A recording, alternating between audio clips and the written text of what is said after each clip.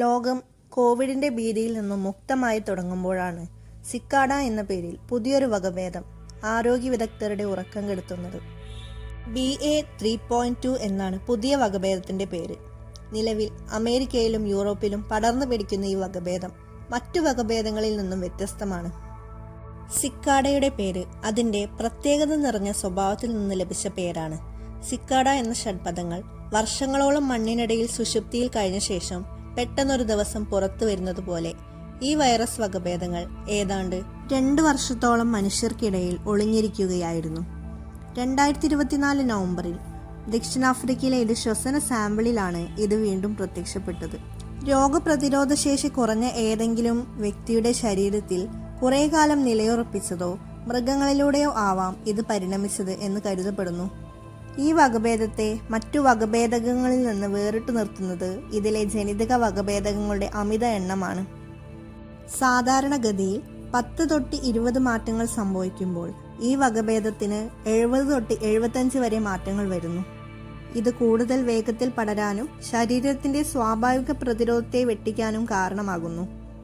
അമേരിക്കയിൽ മാത്രം 25 സംസ്ഥാനങ്ങളിൽ ഇതിന്റെ സാന്നിധ്യം സ്ഥിരീകരിച്ചിട്ടുണ്ട്. രോഗബാധിതരായ ഭൂരിഭാഗം ആളുകളിലും അതിശക്തമായ തൊണ്ടവേദന ഒരു പ്രധാന ലക്ഷണമായി കണ്ടുവരുന്നു. ഇതിനു പുറമെ പനി, ചുമ, പേശിവേദന, തലവേദന എന്നിവയും റിപ്പോർട്ട് ചെയ്തിട്ടുണ്ട്.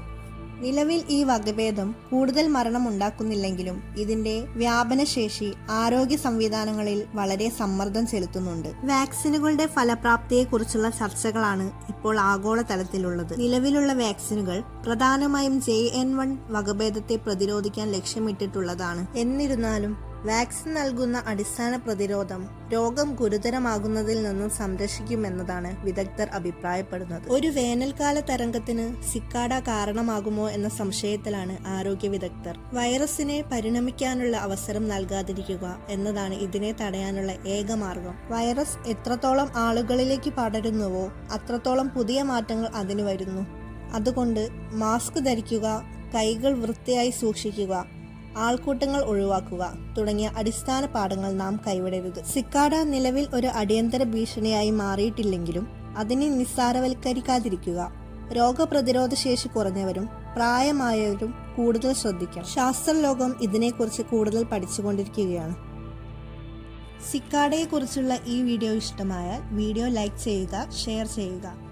ഏറ്റവും പുതിയ അപ്ഡേറ്റ്സിനായി ചാനൽ സബ്സ്ക്രൈബ് ചെയ്യുക.